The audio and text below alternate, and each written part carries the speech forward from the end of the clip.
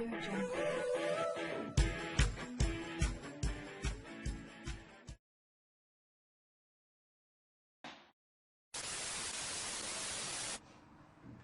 Olá, bom dia no Brasil. Aqui já estamos indo para a parte da tarde, já é meio-dia aqui em Portugal. Estamos esperando o Bruno para a gente fazer a live de hoje. Vamos falar um pouquinho sobre neurociência aplicada à educação. É um assunto que eu gosto demais, é um assunto que é imprescindível nos nossos dias atuais. É um assunto que interessa a todos. O Bruno já está por aí. Vamos esperar ele para a gente iniciar o nosso tópico de hoje. Pessoal entrando aí. Dúvidas já pode ir colocando na caixinha, assim que tiver alguma pergunta sobre o que vamos falar hoje. A gente introduziu o assunto na semana passada e teremos mais 3 lives com essa. Sobre esse tópico, neurociência aplicada à educação. Então hoje o assunto é bem bacana, é bem importante a todo tipo de segmento, seja o segmento... o Bruno mandou solicitação aqui.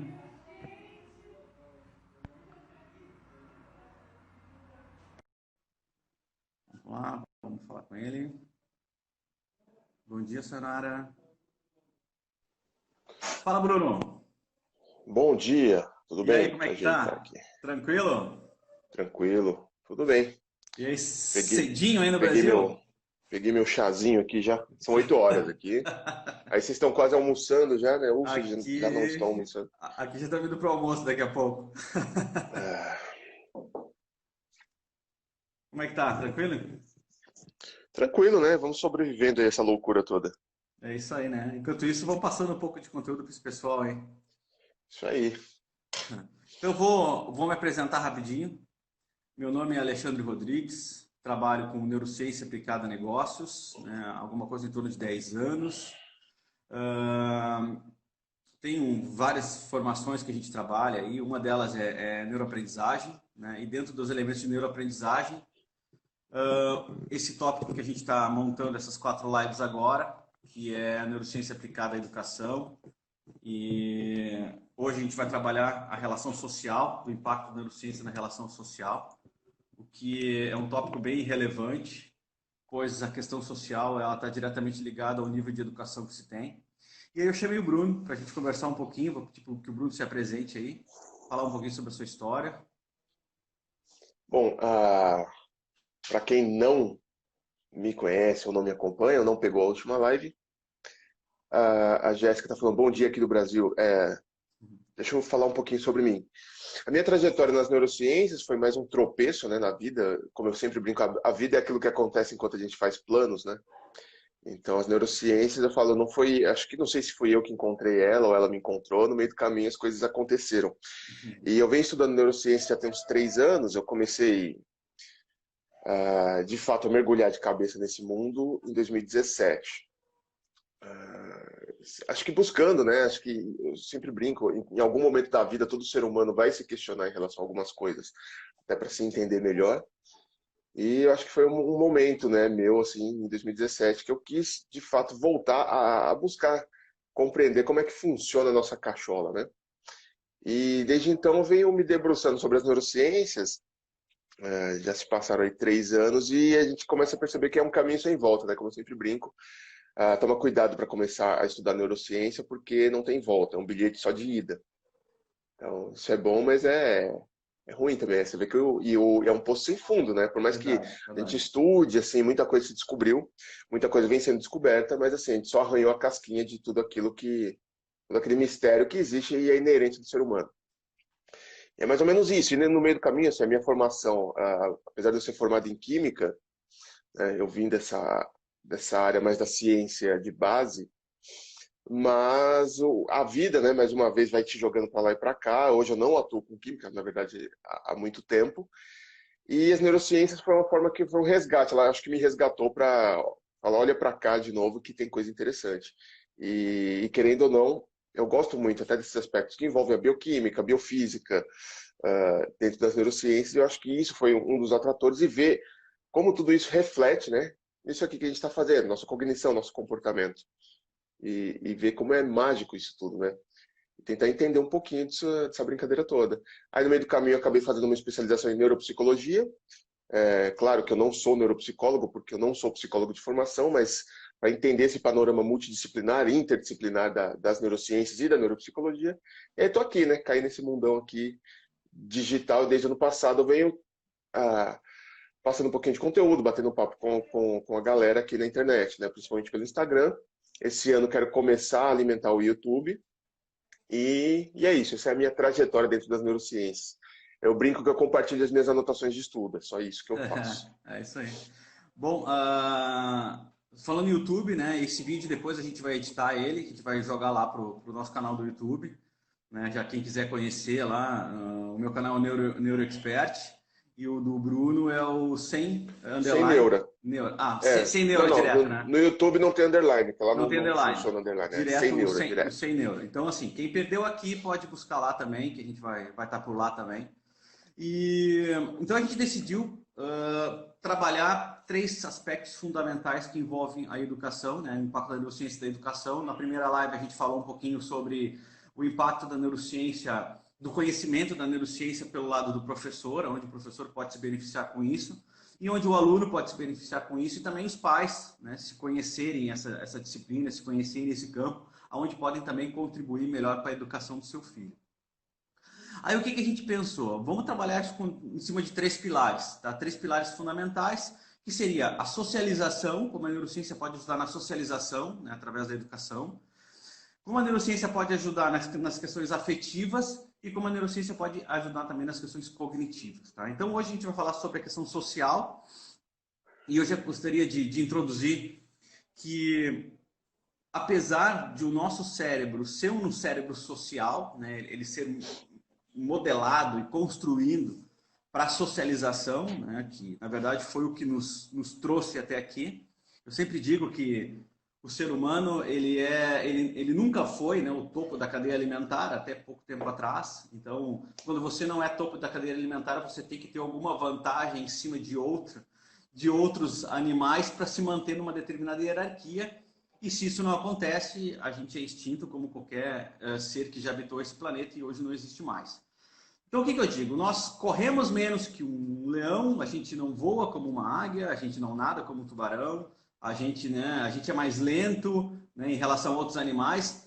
A única questão que a gente tem, a gente não enxerga tão bem assim, então a única questão que a gente tem de diferente é a questão da nossa racionalização. Ou seja, através de uma composição social, a gente consegue se preservar, caçando animais maiores, então a gente consegue fazer armadilhas a partir disso, a gente consegue fazer um plano sustentável, né, que vai garantir a perpetuação de uma espécie, de se proteger, a gente consegue caçar, a gente consegue criar coisas novas, desenvolver ferramentas que nos tragam essa deficiência e essa fragilidade em relação à velocidade, em relação à força. Então, assim, se nós temos hoje um cérebro social, acredito eu que essa inteligência social, ela é de grande vantagem se explorada de uma maneira correta também no campo de educação. Então, o que você pode falar sobre isso aí, Bruno? Eu sempre gosto de brincar quando a gente fala da questão social do ser humano. Para quem está um pouquinho acostumado, não necessariamente com psicologia, mas até a famosa pirâmide de Maslow, né? Que não é uma pirâmide, Maslow nem chamava de pirâmide, mas aparece tanto em contexto de até corporativos e tal. Para quem não lembra, Maslow ele é tido como o pai da psicologia humanista, né? E ele propõe aquela pirâmide, né? Na verdade não era uma pirâmide que se virou uma pirâmide, mas é uma estrutura de hierarquias de prioridades que nós seres humanos teríamos. Na base da pirâmide ele coloca ali as necessidades, né, mais basais e fisiológicas. Eu brinco que eu acho que se ele tivesse a consciência que a gente tem hoje em neurociência, ele colocaria na base, abaixo dessas necessidades, as necessidades sociais, porque o ser humano ele tem tanta necessidade social que ele nem conseguiria sobreviver no mundo, vindo ao mundo, se ele não tivesse esse apoio social, inclusive para se alimentar. Então ele não conseguiria nem tomar água, nem se alimentar se ele não tivesse primeiro esse abraço social. Porque uma das coisas que as neurociências mostram pra gente é que, dentre as espécies possíveis, né, como o Alexandre bem colocou, a gente leva desvantagem em quase todos os itens da lista. E não só isso, quando a gente pensa no nosso próprio cérebro, nosso encéfalo, ele nasce extremamente imaturo, né? Então, a gente pensar em termos de tamanho, ele vai nascer com mais ou menos 1/3 do tamanho que vai ter na nossa vida adulta. Isso significa que ele é muito imaturo. A gente nasce muito imaturo e a primeira grande necessidade que a gente tem é social, né? Ser acolhido por nossos pais, ser acolhido pela nossa sociedade próxima. E essa necessidade é tamanha que a gente vai passar por isso por anos e anos e anos e anos até estar pronto para sair no mundo de verdade. Então, por isso que a gente tem bem característico na nossa espécie, né, uma infância muito prolongada, uma adolescência muito prolongada para até estar pronto para o mundo, por assim dizer. Então, a característica social nossa é inerente e é muito marcante. E, como o Alexandre bem colocou, é o que no fim vai nos distanciar, de certa medida, mas nos colocar à frente aí das outras espécies, né? É uma troca relativamente justa. A gente não nasce andando igual um cavalo, né? Não nasce comendo igual vários animais, mas a gente, no longo prazo, a gente sai ganhando aí essa corrida. A gente vai devagarinho, mas a gente ultrapassa todas as outras espécies. Então, e isso é inerente da nossa característica de ser um ser estritamente social. Acho que Não, isso é importante. não, e até isso é bem bacana, porque como a gente demora a amadurecer durante esse longo tempo de infância e adolescência, os exemplos que a gente aprende com a sociedade onde a gente convive também fazem parte da nossa educação, do nosso caráter e da nossa personalidade futura. Consequentemente, se aprende muito em uma sociedade que tem um bom desempenho também. Então, ou seja, eu poderia dizer que nós somos o reflexo também daquela sociedade onde a gente convive. Então, digamos, vamos voltar isso lá para dentro da escola novamente. Se a gente tem nessa escola uma turma aonde a sociedade daquele grupo é uma sociedade muito fechada, muito fechada no sentido de que se suporta, que se ajuda e que dá bons exemplos, também a minha linha de comparação, que é onde eu sei se eu sei algo ou não sei algo, é através da comparação. O nosso cérebro ele compara Uhum. coisas para saber como é que ele vai se balizar, né, em relação à sua performance. Se eu tiver uma turma promissora em matéria de performance positiva, muito provavelmente o que eu vou ter é uma educação promissora positiva para me balizar entre esses colegas que têm uma alta performance.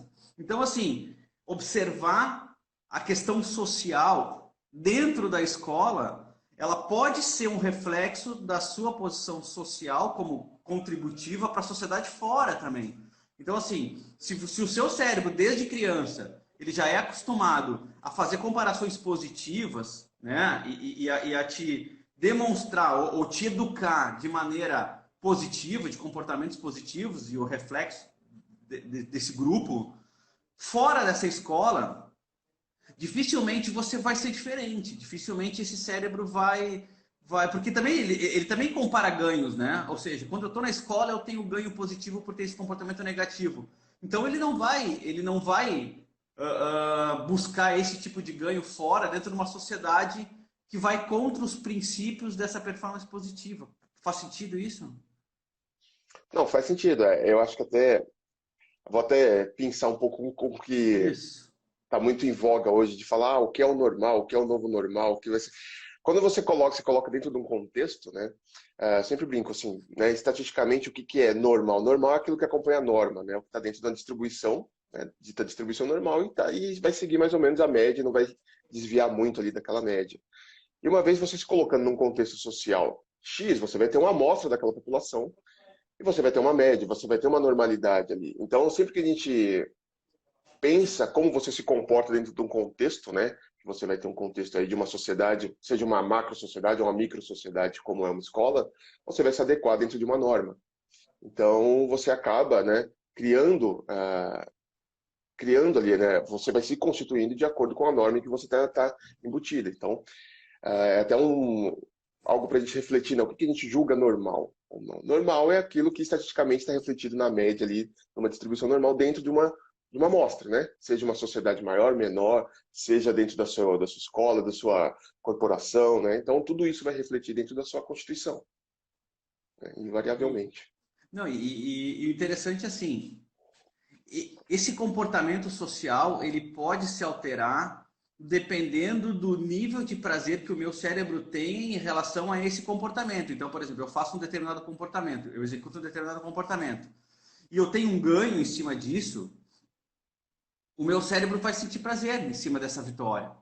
Se eu tenho uma perda em cima disso, o meu cérebro vai retratar uma dor, né? Ou seja, eu posso ser estimulado através da vitória, eu posso ser estimulado através da dor, eu posso ser Cara, estimulado... acho que deu uma travada, caiu a força aqui em casa. Deixa Ah, caiu? eu liguei o 4G, vamos ver se ele segura aqui. Enquanto a internet volta. Simbora. Mas Acho que beleza, estamos né? ao vivo de novo. Eu estava falando basicamente do retorno positivo, né, do retorno negativo, do reforço positivo, do reforço negativo, em cima de determinadas atitudes, ou seja, assim a gente vai nos orientando através que tipo de comportamento a gente vai ter em relação à sociedade onde a gente vive. Eu não posso ter um comportamento tão diferente dessa sociedade para não correr o risco de ser expulso dessa sociedade. Ou seja, há 200 mil anos atrás, se eu fosse expulso de um determinado grupo, eu estava basicamente condenado à morte, como a gente está dizendo. A gente não se sustentaria sozinho, né? Uhum. Agora, se eu convivo externamente em uma sociedade não tão performática, tá? Não tão voltada a um sucesso, a uma felicidade, ou seja, eu moro num bairro, vamos dizer assim, um bairro social, um bairro que passa por dificuldades, um bairro que tenha leis diferentes da sociedade para se autoproteger, eu consigo, dentro da escola, alterar esse comportamento. Se dentro da escola eu tenho uma sociedade mais contributiva, vamos dizer assim. Alexandre, Tu tá travando bastante aí. Eu acho que o 4G está dando algum tipo de problema.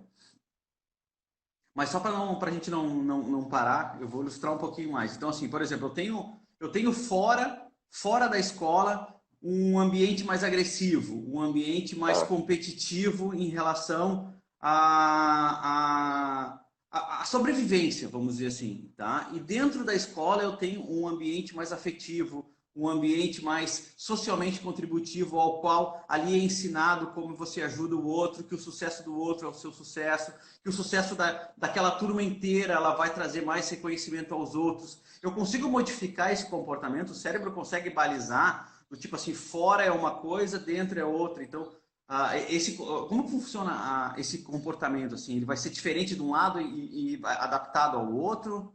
Como é que você percebe isso? Então, isso ainda, assim, dentro do que eu conheço, do pouco que eu estudo, eu acho que não existe uma resposta muito simples, cara. Porque, É, assim, né? porque eu converso muito, porque eu tenho vários amigos aqui, principalmente que trabalham com modelo animal. Querendo ou não, assim, é o que a gente tem para hoje, para a gente tentar entender e Claro. depois extrapolar um pouco para o ser humano. E quando a gente trabalha, principalmente questões envolvendo condicionamento, né, que vai ser essa questão comportamental mais raiz, assim, a gente vê que até os animaizinhos eles conseguem criar certas associações com o ambiente. Então, um rato ele consegue saber se ele está na caixa onde ele foi condicionado ou numa caixa nova e vai alterar o comportamento. Então, é claro assim que a gente consegue ter um comportamento mais generalizado, mas também existe em certa medida um condicionamento por conta do ambiente. Então, é um tanto quanto nítido. Para quem é pai e mãe, ainda mais agora a gente percebe que a criança vai saber, percebe assim que a escola é escola, casa é casa. E é claro, o comportamento não vai ser completamente diferente, mas existe alteração sim. Eu acho que aí, mais uma vez, a gente tem que conseguir fazer esse trabalho, como a gente falou na última live, em conjunto. Escola, casa, para distanciar o mínimo possível, né? Trazer essas coisas para uma realidade mais próxima, para a criança começar a generalizar o comportamento, para não criar essa distinção, seja criança ou adolescente, entre na escola eu faço direitinho, em casa não faço, na rua não faço, com meus amigos não. Então, assim, generalizar o comportamento, talvez tentando aproximar, né? Pensando em termos, né, de análise do comportamento, seria algo como fazer uma generalização desses estímulos para que ele se comporte da mesma forma, independente do ambiente. Mas, assim, do que eu vejo, do que eu estudo, do que eu tento juntar as pecinhas, não tem uma resposta fácil, mas, de fato, existem pontos que nós, enquanto espécies, assim, todos os outros animais, conseguem identificar se o ambiente é um ou outro e vai ter certas modificações de comportamento. Mas também, uma vez sabendo disso, é sempre o que eu falo. o legal de você estudar neurociências e aprender essas coisas é começar a entender como funciona, e uma vez entendendo, você modificar. E aí eu acho Claro. que sim, dá para a gente buscar uma generalização de comportamento nos ambientes mais diversos aí. Mas aí eu acho que é uma coisa mais agora a gente, né, uma vez sabendo como fazer. E aí é começar a tentar juntar as pecinhas. Mas, E, não, é só para concluir. Então, assim, sim e não. Acho que assim, existe essa distinção, mas dá para a gente contornar e justamente sabendo como essa coisa acontece, a gente talvez, né, dê uma, como sempre brinca, a gente dá uma driblada na biologia para tentar jogar a nosso favor. É mais ou menos essa a ideia. não, e eu acho que essa é o fator de entrada da neurociência em cima do próprio conhecendo, né, a nossa biologia, conhecendo como a gente funciona, conseguir então trazer para essas partes interessadas, que seria o professor, o próprio aluno, né, dentro da sua maturidade, e os pais, como a gente funciona. Então, assim, se os pais forem educados também, vamos falar em cima desse pilar, especialmente no pilar social, se os pais forem educados, enquanto que como a neurociência impacta, como é que o nosso cérebro funciona, como a nossa biologia funciona em cima dos aspectos sociais, então o pai também ele vai conseguir, através dessa educação, alinhar o seu comportamento em casa com o comportamento da escola para proporcionar a essa criança, nesse primeiro momento da vida, né, em que o seu cérebro está em formação, como você mesmo disse, Sim. para que ela consiga, então, ter uma performance social melhor. E quando a gente fala em performance contributiva, ela não exclui a relação da performance competitiva, né? Eu vi ali que teve alguém que colocou sobre a performance contributiva, mas aqui no Brasil é tudo muito competitivo. A competição e a contribuição, elas são faces da mesma moeda. A gente não está Uhum. separando as duas coisas. A competição ela é normal, a competição ela também faz parte da nossa evolução. A gente compete por tudo desde sempre, né? Nós e a grande maioria dos animais são extremamente competidores, até porque é uma questão de seleção natural. Quanto melhor eu me der nessa competição, quanto mais vencedor eu for, né, eu como macho, por exemplo, como espécie masculina, né, eu vou ter uma vantagem competitiva em relação a outros em matéria de reprodução. Então, assim, isso é uma questão de passar código genético adiante, né? Então, assim, a competição, apesar vamos dizer, selvagem até um certo âmbito instintivo, trabalhar elementos, até por exemplo, de gamificação, né? De, olha, o aluno que mais receber elogio na sala, ele ganha uma estrelinha, por exemplo. Isso também é um estímulo de competição, mas trazendo aspectos de contribuição. O aluno que não tiver sujeira na sua mesa ou que deixar a cadeira arrumada no final da sala, ganha uma estrelinha também. Então, quer dizer, isso também é um aspecto contributivo, ou seja, você está desenvolvendo aquele comportamento para que o próximo aluno que chegue encontre uma sala arrumada, né? E respeito ao próximo e colocando esses elementos mais éticos e sociais modernos, vamos dizer assim, na cabeça de um aluno, ao mesmo tempo que estimula a competição. Então, assim, a competição e a contribuição, elas são duas faces da mesma moeda. A contribuição, ela nos trouxe até aqui, porque nós trabalhando em conjunto, nós trabalhando numa sociedade, nós pensando na sustentabilidade do próximo, a gente também preserva o ambiente social onde a gente vive, e esse ambiente social, consequentemente, tendo sucesso, a gente teve sucesso. E a competição da mesma forma, né? Eu também vou competir por uma posição melhor nessa hierarquia, eu também vou competir por um destaque dessa hierarquia, aí por uma questão de evolução mesmo. Eu tenho que ser bom, né, para ser escolhido, vamos dizer assim, ou para ser referenciado. E aí a gente entra mesmo também na parte do próprio reconhecimento desse aluno. Pô, ele está fazendo tudo certo, então também vou reconhecer esse comportamento para que esse comportamento se perpetue, né? Então, assim, e por outro lado a gente tem o bullying, né? Que na nossa época de criança, a gente tinha, eu acho, esse tipo de questão, obviamente, na escola, mas eu não lembro disso nunca ser tão agressivo, assim, ou ser tão impactado em relação à mudança de comportamento, ou ser tão... eu nunca percebi casos assim, nem comigo e nem com outros colegas, assim, de um impacto de um impacto negativo comportamental tão grande como agora, né? Essa Uhum. exclusão, essa coisa mais agressiva, assim. Então, não sei como é que você vê isso também, dessa exclusão social e disso que a gente está conversando. Tá, vamos a alguns pontos. Deixa eu falar primeiro É, sobre a questão de cooperação e competição, né? isso. E não é uma questão muito simples, mas eu gosto de citar um exemplo. Eu gosto um pouco de pegar coisas fora da nossa caixinha para contextualizar. Um exemplo muito bacana, não sei se alguém já assistiu. Bom, é um filme que eu recomendo para quem gosta de neurociência de qualquer forma, que é Uma Mente Brilhante, ou conhece a história de John Sim, Nash, ou já leu o livro, enfim. sim, sim, sim, sim. Então, John Nash, né, só para contextualizar, foi um matemático muito importante, e ele era esquizofrênico, então essa é a parte da neurociência que eu acho bem legal. Só que eu não vou falar disso agora. O que eu quero falar é a teoria que ele acaba ganhando o Nobel de Economia por conta disso. Até Aqueles então se óculos. imaginava que as nações, eu vou fazer uma analogia entre as nações e o ser humano, né? Até porque as nações são compostas por seres humanos. As nações deveriam competir sempre entre elas, buscando sempre o melhor para elas. Então essa é a teoria econômica proposta por Adam Smith, que era a teoria da competição entre as nações. Então, Sim, assim, se cada um pensasse sempre no melhor para você, né? Era o que ele propunha. O mundo todo cresceria. Então, sempre competindo, pensando só no seu umbigo. Só que o John Nash, ele começa a sacar que não. E justamente quando ele tá ali, né? Ele tá no bailinho lá, que tem as amigas, ele fala, como que a gente pode isso, abordar as meninas lá para que todo mundo tenha sucesso? Será que é claro. melhor que todo mundo ir igual um gavião na menina? Ou é melhor a gente se ajudar e bolar que é a forma que todo mundo sai ganhando? E aí ele chega à seguinte conclusão, que a gente não só tem que pensar no melhor para a gente, que seria a esfera competitiva, mas também no que é melhor para todos. Então a gente tem que aliar as duas coisas, a competição inerente, mas também a cooperação inerente. Então ele bola aí a teoria da cooperação das nações e acaba ganhando o Nobel de Economia. E isso é uma lição para a gente entender como nossa característica enquanto ser humano funciona melhor. Então, será que é melhor só a gente pensar no nosso umbigo ou pensar, além do nosso umbigo, pensar no umbiguinho dos amiguinhos também? Assim? Então, todo mundo indo junto, todo mundo cresce. A gente começa a ver que até você que mexe muito com o mercado corporativo, é uma mudança que demorou para acontecer, mas vem acontecendo. Hoje a gente não tem Sim, mais concorrente, por exemplo, né? Você está aí, por exemplo, você vende seus cursos, seus treinamentos, eu vendo meus cursos, seus treinamentos, a gente está aqui junto batendo um papo. É sim, porque não faz sentido a gente concorrer um com o outro. É claro, muito mais interessante a gente cooperar um com o outro. Então, isso a gente claro. extrapola para todo o relacionamento humano, e na escola ou na corporação, não vai ser diferente. A gente tem que sempre pensar no melhor para a gente, mas também o melhor para os outros, né? Então, essa é uma lição importante. Agora, outro ponto que você estava falando, a questão Do bullying. do bullying, né?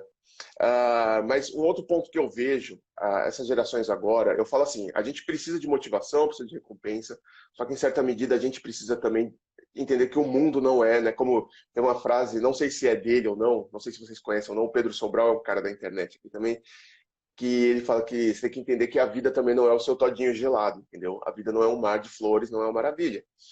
Então, e as neurociências mostram pra gente também, a gente precisa de uma certa medida, uma dose de frustração, precisa. A gente precisa de uma dose de estresse ideal. Né? Eu falo assim, a nossa relação com o estresse, a gente sempre entende que o estresse é algo ruim, mas ele não é necessariamente ruim. Existe uma dose ideal de estresse que a gente tem que passar, Claro, principalmente na adolescência, que é o que vai nos preparar para encarar o mundo. Porque se a gente não passa por nenhum perrengue, nenhum estresse durante, principalmente a adolescência, a gente cai no mundo real aí, totalmente inapto para lidar com as situações da vida. claro, claro. Então, os estudos, principalmente com, mais uma vez, com modelos animais, mas a gente extrapola isso para a nossa realidade, mostra que existe um ponto ideal que você vai ter que ter uma ativação do estresse. Né? Você vai liberar ali vários hormônios, coisa e tal, que isso vai ajudar na maturação do seu sistema nervoso para você, de fato, ficar prontinho ali, fazer aquele refinamento final para encarar a vida.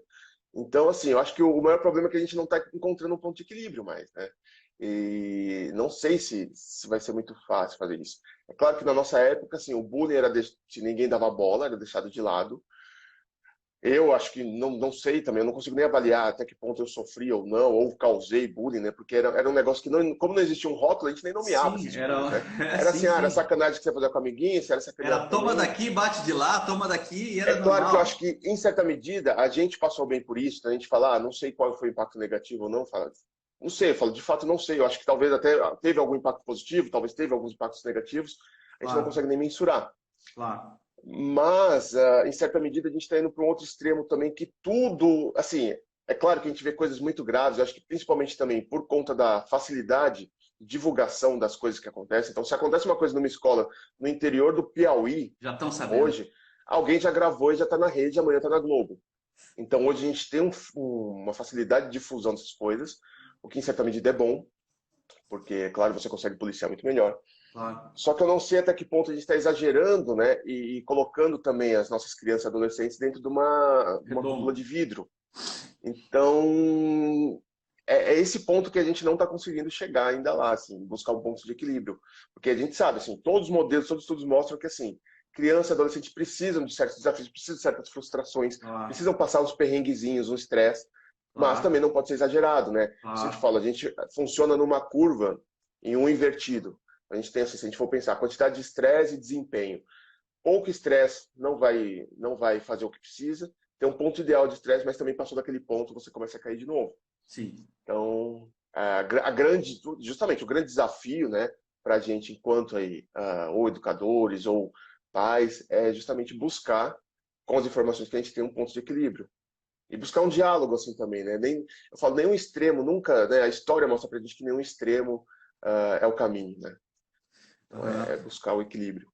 Não, e uma coisa interessante disso é que esse tipo de problemática, ela faz parte do contexto social, né? Sim. Então, assim, o desafio talvez fosse tentar delimitar o que seria o mais aproximado de uma sociedade para cada estágio da nossa vida. Então, que tipo de problemas a criança ela deveria enfrentar na escola, né? Uhum. Nós, o próprio educador, o próprio pai deveria estimular, olha, você vai ter esse problema para resolver e você tem que resolver, você tem que passar por isso. E nos próximos estágios também, tipo um adolescente de 18, 19 anos, qual é o tipo de problema que você tem que enfrentar? E esse problema é seu, esse problema não vai ser meu. Então, assim, nós vamos criar problemas para você ultrapassar, né? E, obviamente, se tornar alguém mais forte, alguém que dê o valor, né? Que é o próprio valor da perda. Então, eu não fiz, perdi, poxa, me arrependi de ter perdido. O arrependimento, que muitas pessoas chamam de uma emoção negativa, eu entendo que não existem emoções negativas. O arrependimento, ele é uma forma de você refletir sobre algo que você perdeu. Então, assim, o meu cérebro vai aprender que eu não quero mais passar por isso novamente. Então, assim, a próxima oportunidade eu não vou perder, eu vou fazer. Então, assim, é impossível você livrar hoje uma criança de qualquer tipo de cenário problemático, ou seja, a carreira e a trajetória de uma criança até a vida adulta, ela tem que passar por intempéries. Porque se ela for sempre feliz, você vai ser um adulto frustrado. Porque o mundo real, ele não é um mundo feliz. Porque a tristeza, o arrependimento, né, a raiva, a inveja, isso tudo são emoções que nos fazem também existir até hoje. Então, se a gente existe até hoje, é porque a gente sente inveja, é porque a gente sente arrependimento, é porque a gente sente raiva, é porque a gente é violento em alguns momentos. E Uhum. isso faz com que a gente se balize socialmente e aprenda. Então, assim, é a maneira que a nossa química, a nossa física nos ensina, né? Agora, será que existe uma forma técnica ou mais racionalizada ou planejada de a gente estimular esse tipo de elementos assim numa escola, por exemplo? Se eu tivesse, por exemplo, indicadores que pudessem balizar o que é, quais são, quando você ganha ponto, quando você se comportar de uma forma correta e quando você perde ponto, se você se comportar de uma forma não correta. Isso faria sentido em algum ponto? Assim, ajudaria, será, a criança a se desenvolver? Será que ela tangibilizaria melhor essa relação? O que é ter um comportamento contributivo e o que é ter um comportamento danoso? Será que ela conseguiria ter esse balizamento? Se ela visse ali as corzinhas, se ela visse uma escala, se ela visse alguma coisa assim que ela pudesse se comparar, tipo, ó, aquele colega lá, ele é o que mais elogia na sala. Então, assim, eu tô numa escala X de elogio. Será que isso ajudaria? Eu não sei, né? Como pensar numa estratégia assim. Hoje está muito em voga, inclusive a minha esposa trabalha com essa questão, mas mais com os adolescentes, né? Acho que o mais difícil de trabalhar com criança é justamente até que ponto, né, você consegue ter essa maturidade. Porque assim, hoje está muito em voga você trabalhar. a Jéssica até falou, estratégias educacionais motivadoras, né? Sim, Por exemplo, com adolescente, a gente trabalha muito no contexto de gamificação. Você cria games, né, em que você vai sim. ter ali pontuações que você vai somando, enfim, justamente tentando balizar assim, a ideia é justamente colocar a questão competitiva, mas numa forma contributiva também. Então, é como se não necessariamente fosse uma disputa onde tem vencedores e perdedores, mas assim, você tem que ser estimulado a querer ganhar mais ali seus pontinhos, mas também, eu não sei, então, o grande ponto crucial que a gente coloca, não sei, com criança primordialmente, eu acho que é mais difícil. Até que ponto a gente lidar com essa questão, se você não fez tantos pontos, você ficou para trás, então você estaria perdendo, você seria tipo Ok, né, perdedor. Esse é um grande desafio, porque verdade. não, porque assim, o difícil, o que a gente está vendo agora, trabalhando com adolescentes, é encontrar um ponto de equilíbrio entre estimular, porque assim, até que ponto você está estimulando, assim, o cara ganha os pontos ali, está sendo estimulado, né? Com prêmios, coisa e tal, pode ser. Mas aí justamente, invariavelmente, se você coloca, dependendo se você, como você faz a construção de um jogo, você vai desmotivar o cara que está sempre perdendo também. Aí o cara vai falar, não quero mais saber dessa brincadeira. Então, é outro ponto também crucial, quando a gente trabalha essa questão de gamificação, dessas estratégias mais lúdicas ou mais estruturadas, pensando nessa forma de você gerar uma recompensa, também evitar a frustração em excesso, porque acaba também evitando. É, Então, não são fórmulas assim tão simples, né? É uma discussão que a sim, gente estava até falando, não está nem até aqui, eu tô com o livro do Pavlov aqui, mas não é. Eu falei para minha mulher, eu falei, cara, vamos começar a estudar eu gosto de estudar na fonte, né? Eu estava sim, estudando isso aqui para sim, outra coisa, mas esses dias eu estava estudando Skinner, né? Porque assim, sim, o que sim. funciona melhor? Você tem que pensar a questão de reforço positivo, reforço negativo, punição. Então, muitas vezes o cara vai enxergar o perder como uma punição. Só que a gente poderia tentar readequar para formar uma coisa como se fosse um reforço negativo, né? Muitas vezes as pessoas entendem errado. O que é o reforço negativo? O reforço negativo é você tirar da jogada algo que estava sendo negativo para a pessoa. Eu sempre brinco que é a história do bode na sala. Então, se a pessoa está achando, sei lá, está achando que sua vida tá meio ruim, sua casa está uma bagunça, experimente colocar um bode na sala e deixar uma semana, Então, né? Aí quando você tirar aquele bode da sala, você vai dar você graças a vai ver Deus pela como vida que você era você tem. Você feliz. vai ver como você era feliz. Então, Sim, talvez pensar nessa questão do reforço negativo ao invés da punição, enfim. Mas, assim, são coisas a serem pensadas, a serem formuladas, aí tentar trazer essas ferramentas que a neurociência mostra a gente o que funciona melhor e o que funciona pior, mas, assim, também é aquela coisa. A gente está caminhando, mas eu não vejo ainda uma resposta na lata, uma fórmula pronta, né? uhum, Vai ser uhum. muito é um caminho a ser percorrido ainda. Deixa eu ver, a É, Jéssica está falando bastante coisa aqui, deixa sim, eu sim, ver. sim. Atingindo determinada meta, o prêmio pode ser algo bem simples. Sim, enfim, mas assim, são esses pequenos cuidados que parece que na teoria, quando a gente vai teorizar as coisas, tudo funciona muito bem. Só que a gente tem que lembrar que teoria e prática são esferas bem distintas, e quando a gente vai colocar na prática, e voltando até o aspecto também, em cada sociedade que ela está inserida, seja na macro ou na micro, por exemplo, a realidade que a gente trabalha aqui é a realidade de escolas públicas aqui, bem como a gente falou na última aula. A escola pública Sim, aí em Portugal, a escola pública no Brasil, são realidades completamente sim, diferentes. sim, Então sim. a gente pensa, vamos criar um jogo aqui, tal, uma metodologia que incentiva o aluno. Aí você chega na realidade de sala de aula, o cara não tem dinheiro para fazer uma cópia de um papel, entendeu? A Sim, escola não sim, tem essa sim. infraestrutura. Então você tem que assim tentar achar um equilíbrio entre teoria, realidade e aplicabilidade. Então esse é o grande Sim, desafio, né? Principalmente na sim, educação no Brasil. sim. Mas é isso, assim, eu acho que os caminhos estão aí, são possíveis, a gente tem muito conhecimento para aplicar. E tem que tentar agora transformar isso em conhecimento útil e aplicável à nossa realidade. É, e Mas, fala não, lá. até trabalhando pela própria questão da motivação, né? Porque dependendo do nível de maturidade mesmo, você não tem motivação porque você não tem objetivo.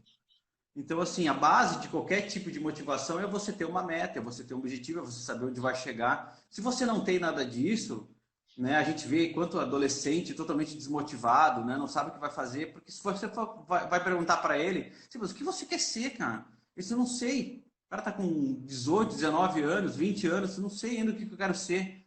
Mas como é que você vai ter motivação para fazer algo, estudar algo ou enfrentar algum tipo de desafio?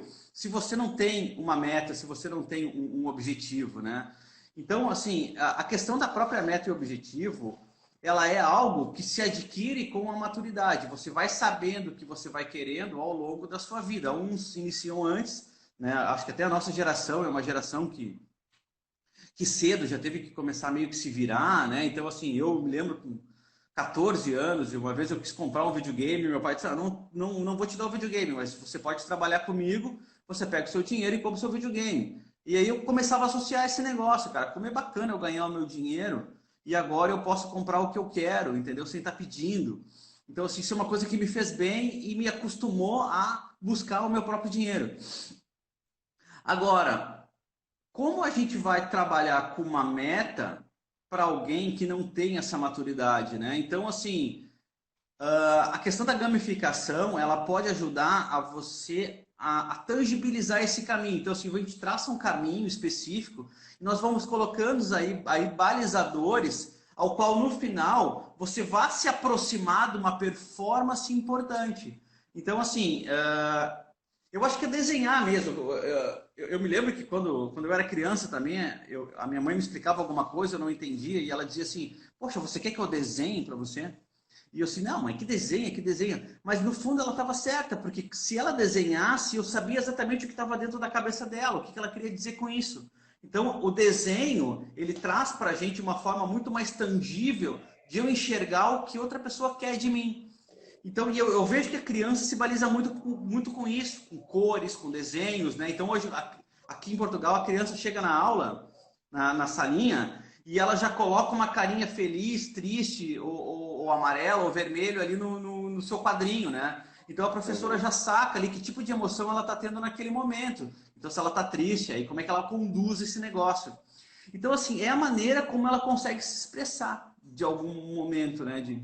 Então, se desenhar esses balizadores pode ser também um caminho interessante para que ela enxergue, olha, é como no videogame, né? Agora meu menino tem 9 anos, ele sabe que para ele passar para a próxima fase, ele tem que ter tais e tais requisitos. E eles compreendem isso muito bem, porque é muito tangível. Quando ele abre o dashboard, ele enxerga ali que tipo de forças ele tem que ter, que tipo de armas ele tem que ter para passar para a próxima fase. Então, assim, essa ajuda que eu digo que é a gamificação, né? Então, assim, talvez a comparação seja algo muito forte para esse momento, eu não sei, obviamente, mas tangibilizar esse caminho. Ó, você para chegar na próxima fase, a gente tem que ter esses requisitos prontos. Quem ainda não tem, vamos ajudar o colega que não tem, né? Então, assim, Uhum. essa pode ser uma boa questão, quem sabe? Porque assim, são a diferença crucial assim, que eu vejo, né? Lidando com criança e com adolescente, em esferas diferentes, é claro, né? Um está mais lido com as crianças aqui em casa e Sim, adolescentes mais no dia a dia. Que assim, a principal diferença é a criança ela tem que lidar com algo concreto mesmo, você tem que exato, tangibilizar, tem que tornar tangível. exato. E ao passo que o adolescente, justamente, ele está naquela fase de descoberta do abstrato, né? E ele vai começar a se questionar, colocar questões abstratas, vai começar a querer discutir política, filosofia, coisa e tal, religião. Então, são esferas diferentes, assim, e eu acho que o problema é justamente a gente querer colocar na mesma caixinha. E eu aqui, né, fico, às vezes, fazendo exercícios mentais, quebrando a cabeça também, tentando pensar como a gente criasse, né, ferramentas, né, tangibilizar, principalmente para lidar com as crianças. Mas é isso, acho que é um caminho bem possível, né, a gente pavimentar pensando aí em tornar algo que é a dificuldade inerente da criança, que assim, eu sempre falo, um dos erros que a gente tem também com criança é querer explicar, é exatamente o que você falou, muitas vezes a gente quer falar com a criança, discutir, a criança ela não tem, nem por mais que você queira, né? A cacholinha dela não está pronta para entender argumentos, entender uma discussão um pouco mais complexa. Como é que você É, resolve isso? Um dos caminhos assim que eu também gosto muito é pegar, sentar e desenhar, desenha junto, né? isso. Escreve, porque ela vai ver algo concreto, né? Então a criança precisa dessa concreção É. para funcionar, Não, funcionar melhor, né? eu até chamo esse assunto porque assim, a minha tese de doutorado aqui que eu estou desenvolvendo é exatamente em cima da neurociência aplicada a desenvolvimento de performance através da gamificação. Uhum. E dentro desses três pilares que a gente está trabalhando aqui, né? Então essa live é muito proposital, assim, exatamente por isso, porque é um bate-papo que também, para mim, acrescenta elementos que eu posso refletir sobre o projeto que eu estou tentando adaptar aqui, né? E vai iniciar em escolas. E a ideia é que se inicie em escolas e depois passe isso para a universidade, depois passe isso para a organização, passe isso para a política, passe isso para elementos de atletas também, para se compararem em relação a outros atletas, né? E e usar o game, e usar assim, olha, você é um personagem de um game e a gente vai trabalhar a performance desse personagem. Então a gente colocar a criança em terceira pessoa, né? Você é o dono do seu avatar, você é o dono do seu personagem. Esse personagem, ele tem que ter sucesso. Né? O que que nós queremos para o seu personagem? Que no final desse ano letivo, ele saiba ler as letras, ele saiba contar os números, ele saiba somar, ele saiba dividir. Então, que forças que ele precisa ter, né? Que comportamentos que ele precisa ter para que ele consiga chegar a essa performance aqui. Né? E, obviamente, isso, trabalhando dentro das questões de conteúdo, né? Ela é bem mais tangível para a gente, como a gente faz esse caminho, mas também trazendo para a questão social. Né? Olha, eu quero que o seu avatar ele saiba ler, escrever e fazer essas continhas, mas que ele tenha também esse comportamento do tipo que ele elogie mais as pessoas, que ele consiga perceber se um colega está triste, quantas vezes ele ajudou esse colega, quantas vezes ele magoou um colega, quantas vezes ele alcançou a bola para o professor depois da educação física, quantas vezes ele esqueceu o casaco na sala de aula, que ele não pode esquecer, quantas vezes ele trouxe um lanche saudável, tá entendendo? Então, assim, a mesma forma que você conduz um aluno a aprender a ler e escrever, ou seja, a aprender como ele lê aqueles símbolos e traduz aqueles símbolos numa linguagem, ele também consiga visualizar essa trajetória comportamental dele. Então, assim, eu quero, no final do ano, ter essas características positivas, que é o que toda nação, toda sociedade quer de alguém que traga soluções, que contribua, que ajuda. Atrapalhar, a gente sabe que tem 1 milhão de pessoas que estão aí atrapalhando. Então, assim, será que se isso iniciasse desde o iniciozinho, né, a gente não conseguiria trabalhar esse adulto depois no ambiente corporativo, até na própria política, né? Se nós temos uma visão contributiva desde criança, pô, quando você for um político, será que essa onda corruptiva, maligna e de pensamento próprio que destrói o Brasil hoje, será que isso também não, de certa forma, não sofreria algum tipo de impacto futuro? Né? A gente fala Sem tanto, dúvida, né? O que sem falta dúvida. para a gente é educação, né? Mas por que educação? Porque você vai ter uma análise crítica em cima do que você está fazendo para a sua própria sociedade, né? É, Então isso é essa seria a fundamental. ideia. Aí assim, é aquela coisa, né? A Jéssica está falando bastante coisa aqui, mas uma das coisas que ela apontou, a gente tem ferramentas, tem conhecimento, só que a grande dificuldade vem, né, é transformar isso em prática. Porque assim, ela falou, por exemplo, Exato, aqui no Brasil, um professor que vai lidar ali com crianças, né, do ensino fundamental, vai lidar com 30 crianças na sala de aula, né? Aí exato. como você vai conseguir construir algo que você consiga atender 30 individualidades ali, cada uma com suas características, né?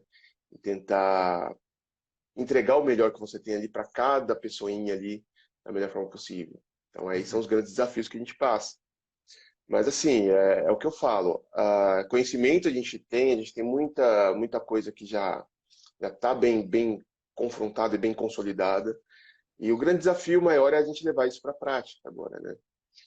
Levar isso para a prática e, de fato, acho que é fundamental a gente começar lá com os pequenininhos. Eu falo, é de pequenininho que a gente vai construir o futuro aí das nossas nações. E É. principalmente, né, você tocou num ponto interessante nessa questão de política, né? Mas como que a gente corrige as coisas lá em cima? É consertando aqui embaixo. Não vai ter jeito, né? Então, Não, não tem jeito, você vê. Todos os países que mudaram muito foi, assim, reconstruindo todo o seu ensino de base, né? é, Pega é. exemplo, você pega a China, Coreia do Sul, enfim. Todos esses grandes expoentes hoje começaram mudando lá embaixo. É. Não, Então, e é o que a gente diz, né, no Brasil ali, até quando eu saí para vir para cá, e aí eu trouxe os filhos, tudo para cá, o pessoal dizia assim, pô, mas agora você já tem uma vida muito boa aqui, você dá aula em tudo que é lugar, você está bem conhecido aqui, né? Espera um pouquinho, que o Brasil é o país do futuro. Mas isso a gente ouve desde que a gente nasceu. desde que a gente nasceu, né? Desde que a gente nasceu. Então, assim, que futuro? Quanto que é esse futuro? Né? Talvez daqui a 30 anos, 40 anos, né? Então, assim, pô, eu vou querer deixar esse Brasil para os meus filhos se eu tenho a opção de trazer eles para um lugar onde eles têm possibilidades maiores, né? Eu não sei, posso estar errado, mas mas não sei, sabe? Então, assim, é uma questão de experiência. Eu tenho muito para mim que o nosso cérebro aprende por experiência, sabe? Então, assim, Uhum. não é pelo que você tem, é pelas experiências que você passa. Então, assim, não é por quanto você junta, mas é por tipo de elementos que você consegue trazer. Então, hoje, por exemplo, se eu consigo levar meus filhos num castelo aqui para eles verem uma orquestra sinfônica tocando como eles tocavam para os reis, talvez ele entenda muito melhor a história do que se ele ler isso num livro e imaginar da cabecinha dele, sem nenhum tipo de balizador, como era o alguém tocando num castelo para um rei, entendeu? Então, assim, essa tangibilização, quanto mais próximo, melhor. Então, um dia desse a gente foi no Louvre e ele colocou a mão num portão da Revolução Francesa. Eu acho que quando ele coloca a mão nesse portão, tudo aquilo se torna real. É a questão do tato, né? Nós somos muito movidos ao tato. Então, quando ele coloca a mão naquele portão, aquela história que ele penou para aprender e ele não via sentido sobre por que eu estou estudando Revolução Francesa no Brasil, talvez aquilo tudo faça sentido naquele momento. Nossa, isso existiu, isso faz um sentido, então agora eu vou começar a enxergar a França e a Europa com outros olhos, porque precisou de uma revolução para mostrar sentido a outras coisas. E isso aconteceu, está aqui, eu estou tocando a mão nisso. Né?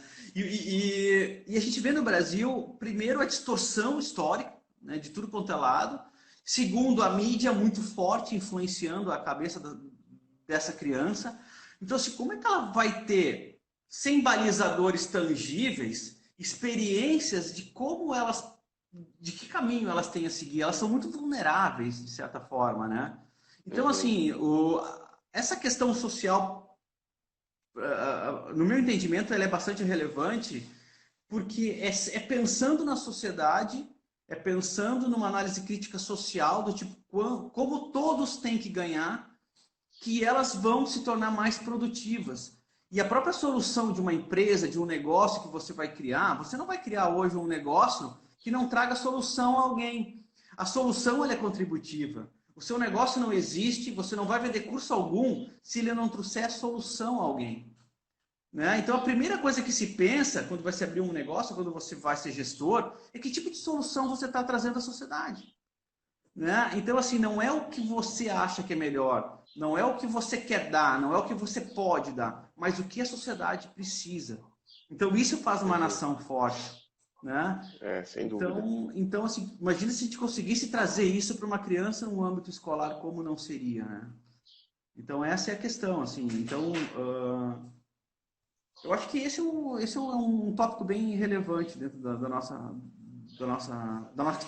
expertise, a gente pode dizer assim, né? É, e eu acho que esse é um momento, bom, que a gente foi, né, tomou uma paulada esse ano, né, 2020, mas assim, é um momento da história do país em que a gente tem essa possibilidade de fazer uma educação diferente já com as crianças, porque a gente é uma geração, né, a gente deve ter mais ou menos a mesma idade, a gente passou por uma transição muito complicada no nosso país, principalmente assim, por isso que eu falo, se a gente não contextualiza as coisas num contexto histórico, social, cultural, para tentar entender Sim, por que deu o que deu, né, a gente passou por anos de hiperinflação, que, assim, estou mudando sim, completamente do assunto só para contextualizar, sim, mas os nossos pais cresceram numa geração em que você ia no supermercado correndo atrás do tiozinho que mudando o preço das coisas com a etiqueta, né? No verdade, mesmo dia o cara mudava o preço. E isso vai fazer com que a sua cachola funcione de uma forma. Então vai pautar a sua vida de uma forma. A gente não assim, né? Como que era a vida dos nossos pais e em parte a verdade, nossa vida na verdade, infância? Era verdade. você correr atrás, se livrar, fazer o seu. A gente era, de fato, uma sociedade muito mais egoísta, porque assim, você tinha que garantir o seu ali, né? A gente vivia Claro, numa coisa tanto quanto predatória, né? claro, claro, E aí, com o passar do tempo, as coisas foram melhorando, só que a gente não mudou a cabeça, né? A claro, gente é a claro, geração que está passando pela transição. E os nossos claro, filhos é a geração que a gente vai ter que trabalhar já uma forma diferente de entender o mundo, né? claro. Assim, para os nossos pais era surreal. Você, por exemplo, chegar no mercado um dia e no outro dia o preço está menor. Né? Hoje é tão comum assim. Né? Tanto meus Claro, filhos às vezes falam, não, vou esperar um pouco, porque se eu comprar daqui a pouco vai estar mais barato. exato, Isso era exato. uma realidade que não impossível. Assim, não, você falava Impossível. para você voltar nos anos 80 e falar para você, olha, vai existir um mundo e você vai ver que se você esperar o mês que vem as coisas vão estar mais baratas. Vai falar, é impossível. É Impossível. impossível. Então, só para contextualizar um pouco, assim, como tudo vai formar, né? Pensando nessa questão social, questão social envolve tudo, assim, é um contexto histórico, cultural, político, social, e a Sim, gente tem que sempre mudar a forma de pensar de acordo com o contexto, né? Tem sim. uma palavra que eu sempre repito, que eu gosto muito em alemão, que é Zeitgeist, né? Que é meio difícil de traduzir, que a tradução seria mais ou menos como o espírito do tempo. A gente tem que pautar nossa prática de acordo com o espírito do tempo. E eu acho que é o momento de a gente começar a olhar dessa forma também. Enfim, mas é o momento que a gente tem agora de começar a fazer um trabalho de base, reconstruir aí, né, essas gerações novas aí já para um mundo novo, né? É que o Brasil, assim, independente de todas as dificuldades do mundo, o Brasil ainda tem essas características sui generis, né? O Brasil é Verdade, Brasil, né? Então verdade. é um complicador adicional aí em vários fatores. Mas enfim, acho que deu para a gente falar um monte de coisa, né? A gente saiu do A até o Z aqui. Foi muito legal. Tá acabando aí nossa horinha É de isso aí, live. é isso aí. Mas não sei se você quer complementar com mais alguma coisa, responder algum questionamento. Não, não, eu acho o seguinte, Bruno, deixa teu recadinho aí e depois eu dou um tchauzinho pra galera aqui também e a Bom, eu acho gente que já deixa a bola picando pra próxima. vamos lá, eu acho que foi até um desafio. Quando eu entrei na live, né, eu falei, cara, o que a gente vai falar, né, sobre essas questões Ah, o sociais assunto surge, o envolvendo a assunto surge. neurociência, né? Falei, putz, vai ser um tema assim, interessante, só completamente solto. E foi o que foi, né? Sim, Assim, é legal esses ritmos de live de Instagram também, que a coisa vai fluindo, a gente vai andando exato. por vários caminhos e no fim a coisa se fecha. Mas eu acho que deu para discutir vários aspectos, né? Desde política, de como você trabalhar alguma política mais simples em sala de aula, desde como pensar uma macro-sociedade ou uma micro-sociedade, e como a gente responde, né? E entender que a gente, assim, é uma coisa que está sempre, né? É uma coisa relacional. Não existe algo rígido. A gente interage no ambiente, o ambiente interage na gente, tudo é uma alça de mão dupla. Então, a gente Sim, tem que ter sempre essa percepção. A nossa existência dentro dessa realidade concreta, manifesta, é relacional, né? Então, assim como a gente influencia o ambiente, ele vai influenciar a gente. E não tem como a gente separar as coisas. Esse é um ponto crucial, acho que tudo permeia, tudo que a gente discutiu hoje permeia essa linha de pensamento. E acho que é isso, pessoal. E quem quiser me seguir, meu perfil está em cima, sem neura, é isso o aí. site neuropsicologia.com.br e vocês me encontram por lá. E é isso. Agora eu passo a bola para você finalizar. Valeu, gente. Também quero agradecer a todo mundo que está aqui com a gente hoje, né? Semana que vem a gente vai falar sobre a relação cognitiva, né? Neurociência aplicada à relação cognitiva também faz parte dessa série de 4 lives que eu agendei aqui com o Bruno. Muito obrigado a todos, né? Eu sempre digo que nós somos resultados das nossas percepções. Então, se você quiser, de alguma forma, alterar o comportamento de alguém, mudar o comportamento de alguém, mude a sua percepção.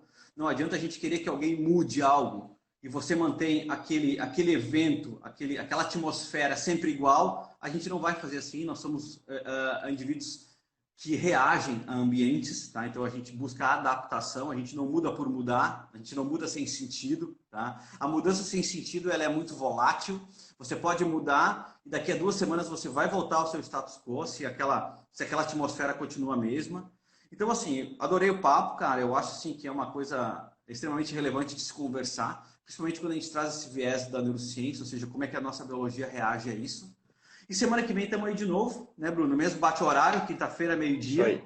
para falar sobre então as relações cognitivas, de como a gente pode ajudar e como a neurociência ajuda, então, ao desenvolvimento cognitivo na educação. Valeu, Bruno. Obrigado e até Valeu. Até mais. semana que vem. Tchau, Valeu, tchau. querido. Tchau, tchau.